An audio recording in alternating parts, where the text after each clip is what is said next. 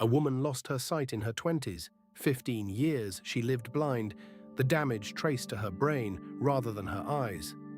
Then, in therapy, the lights came back on. Not for her exactly, for one of her personalities. She had dissociative identity disorder, several distinct people taking turns in the same body, and a handful of them could see while the rest stayed completely blind. She could switch between sight and darkness in a matter of seconds, depending on who was in control. Her doctors measured the electrical signals the brain throws off when light hits the eyes. While a blind personality was in charge, those signals vanished, as if no light was reaching the brain at all. When a sighted one took over, they came back, steady and normal. Same woman, same eyes, same optic nerves. The only thing that changed was which self was looking out, and the brain simply followed. Bernardo Kastrup thinks this is one of the most important clues we have about the nature of reality. Not a footnote in a psychiatry journal, a crack of light under a door most of science has decided to keep shut. Let me tell you who Kastrup is. He spent the first half of his career deep inside hard science. A computer engineer who worked at CERN, the particle physics lab buried under the border of Switzerland and France, and later at Philips Research, with patents to his name. Then he went back and took a second doctorate, this one in philosophy. 2 PhDs, one in computing, one in the philosophy of mind. This is not a man who arrived at the spiritual by avoiding the rigorous. He went straight through it. And the idea he came out holding is genuinely radical. Mind is not something the universe produces. Mind is what the universe is. He calls it analytic idealism, and that first word earns its keep. This is not a feeling or a faith.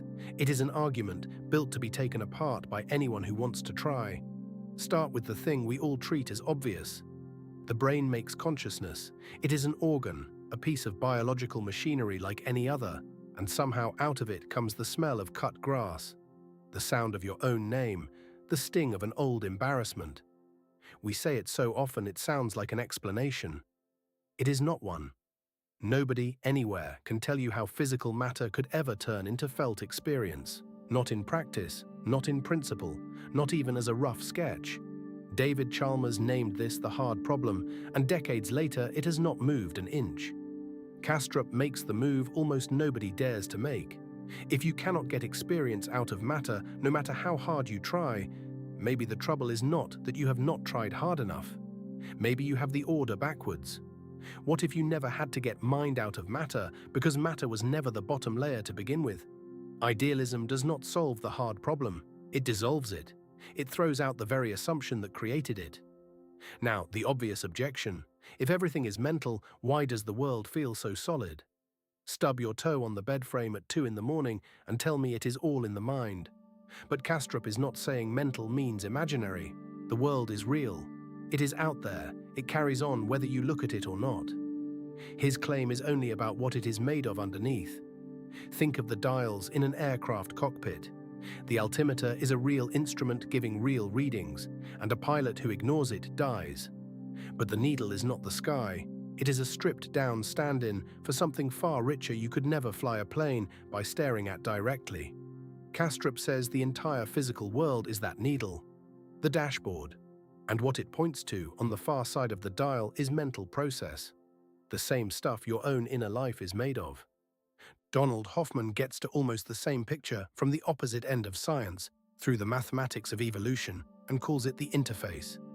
Space, time, and objects as icons on a desktop, real enough to act on, but not the truth behind them.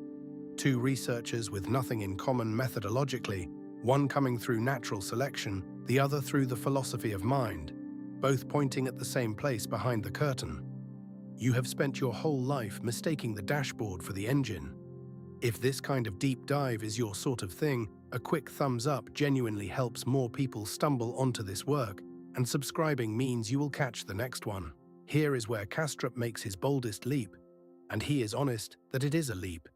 If the world is fundamentally mental, whose mind is it? His answer is that, in the end, there is only one.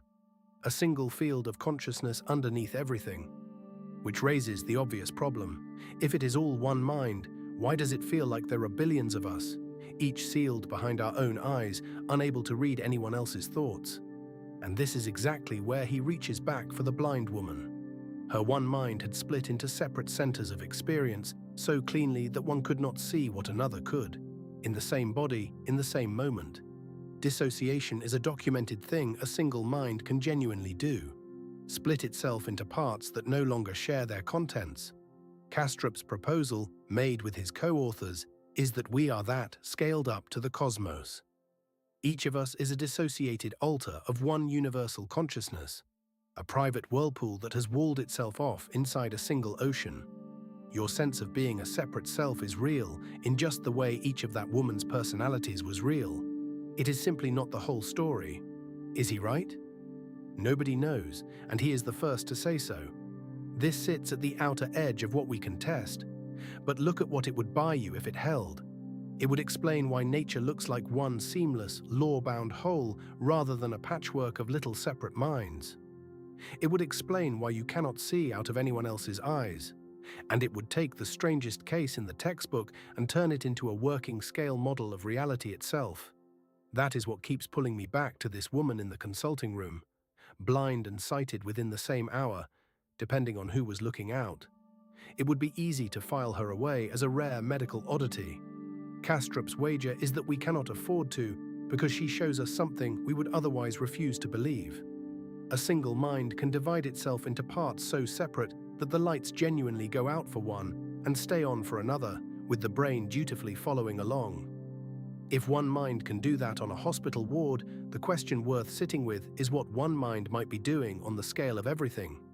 You do not have to buy it. It might be wrong, and settling it either way may be beyond us for a long time. It is a serious, carefully built answer to the oldest question there is. It comes from someone who spent years inside the hard sciences before he turned and pointed back at them. And it leaves you looking at the most ordinary thing in the room, the solid floor, your own two hands, and wondering, just for a second, whether all of it is the surface of something far deeper than matter. I have only scratched it here. If you want the proper long read, with the full argument and where it connects to the rest of this work, you can find it at consciousnesspartnership.com.